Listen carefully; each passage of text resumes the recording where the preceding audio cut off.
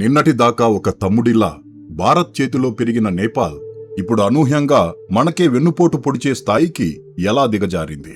ఎప్పుడైనా ఆపద వస్తే అన్నా కాపాడు అంటూ మన వెంటే తిరిగిన నేపాల్ ఉన్నట్లుండి చైనా పంచన ఎందుకు చేరింది?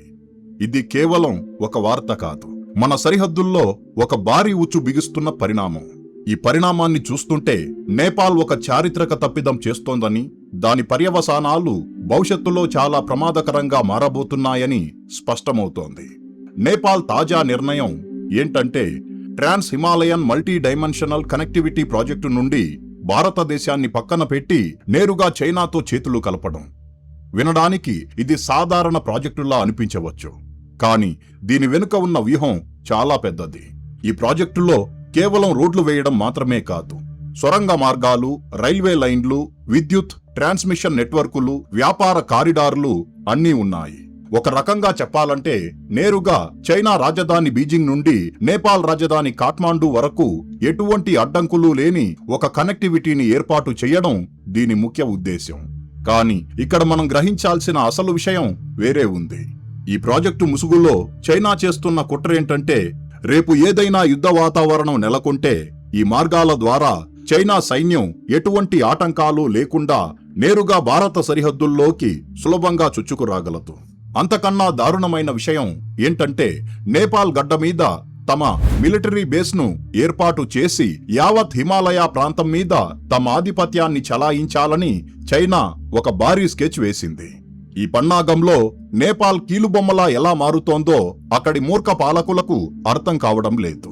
చరిత్రను ఒకసారి తిరగేస్తే 1950ల కాలంలో చైనా టిబెట్ను తన గుప్పెట్లోకి తీసుకున్నప్పుడు భారతదేశపు భద్రతా వ్యూహాలు ఎలా మారాయో మనం చూశాం.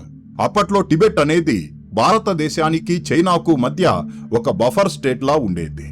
కానీ చైనా టిబెట్ను మింగేసిన తరువాత ఇప్పుడు దాని చూపు నేరుగా హిమాలయాపై పడింది. ఈ నేపథ్యంలో నేపాల్ స్వతంత్రంగా ఉండటమనేది భారతదేశపు ఉత్తర సరిహద్దు భద్రతకు అత్యంత కీలకం. కానీ ఇప్పుడు ఈ బఫర్ స్టేట్ను కూడా చైనా తన గుప్పెట్లోకి తీసుకుంటే భారతదేశానికి అది ఎంత ప్రమాదకరంగా మారుతుందో ప్రత్యేకంగా చెప్పాల్సిన అవసరం లేదు. ఇక్కడే మనకు ఒక పెద్ద సందేహం రాకమానదు. గతంలో మాల్దీవులు, బంగ్లాదేశ్ వంటి దేశాలను చైనా ఎలా అప్పుల ఊబిలో దించి వారి ఆస్తులను ఎలా కొల్లగొట్టిందో కళ్ళెదుటే కనిపిస్తోంది. అయినా సరే ఈ చిన్న దేశాలు చైనా వలలో ఎలా చిక్కుకుంటున్నాయి? ఎప్పుడైనా కష్టం వస్తే పెట్రోల్ కోసం, డీజిల్ కోసం, చివరకు నిత్యావసరాల కోసం కూడా భారతదేశం ముందు చేయి చాచే నేపాల్కు చైనా నిజస్వరూపం ఎందుకు కనిపించడం లేదు? వాస్తవానికి చైనా దగ్గర తీసుకున్న అప్పు తీర్చకపోతే చైనా వాళ్లను కనీసం మనుషులుగా కూడా చూడదని నేపాల్కు బాగా తెలుసు. అయినప్పటికీ ఇదంతా తెలిసి మరీ చైనా వలలో పడుతోంది అంటే అక్కడి పాలకులకు చైనా ఎంత బ్రెయిన్ వాష్ చేసిందో అర్థం చేసుకోవచ్చు. చైనా ఎప్పుడూ కూడా తన BRI లాంటి ప్రాజెక్టుల ద్వారా ఇతర దేశాలను అభివృద్ధి చెయ్యదు. వారిని శాశ్వతంగా తన బానిసలుగా మార్చుకుంటుంది. శ్రీలంకలోని హంబంతోట పోర్టు గతి ఏమైందో నేపాల్ మర్చిపోయినట్టుంది. ఇప్పుడు ఈ ట్రాన్స్ హిమాలయన్ ప్రాజెక్టు ద్వారా చైనా నేపాల్ను ల్యాండ్ లాక్డ్ దేశం నుండి ల్యాండ్ లింక్డ్ దేశంగా మారుస్తానని మాయమాటలు చెబుతోంది. కానీ వాస్తవానికి అది నేపాల్ పీకకు ఉరితాడు బిగిస్తోందని అక్కడి జంజీ నాయకులు గ్రహించలేకపోతున్నారు.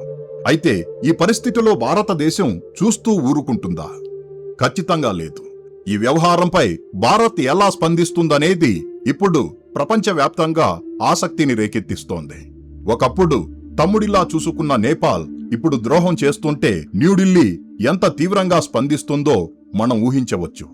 మన భద్రతా వలయాన్ని ఛేదించి మన పొరుగు దేశాల ద్వారా మనల్ని చుట్టుముట్టాలని చూస్తున్న చైనా కుట్రలను భారతదేశం సమర్థవంతంగా తిప్పికొట్టాల్సిన సమయం ఆసన్నమైంది. నేపాల్కు తన తప్పు తాను తెలుసుకునేలా భారత్ ఖచ్చితంగా ఒక భారీ షాక్ ఇవ్వాల్సిందే. ఆ షాక్ ఎలా ఉండాలంటే, భవిష్యత్తులో ఇంకెప్పుడు భారతదేశాన్ని కాదని ఇలాంటి ప్రమాదకరమైన ప్రాజెక్టుల్లో భాగం కావడానికి నేపాల్ వణికేలా ఉండాలి.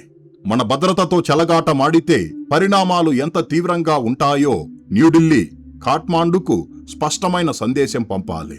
మరి చైనా ఆడుతున్న ఈ మైండ్ గేమ్లో నేపాల్ను తిరిగి దారిలోకి తీసుకురావాలంటే భారతదేశం ఎలాంటి వ్యూహాత్మక అడుగులు వేయాలి?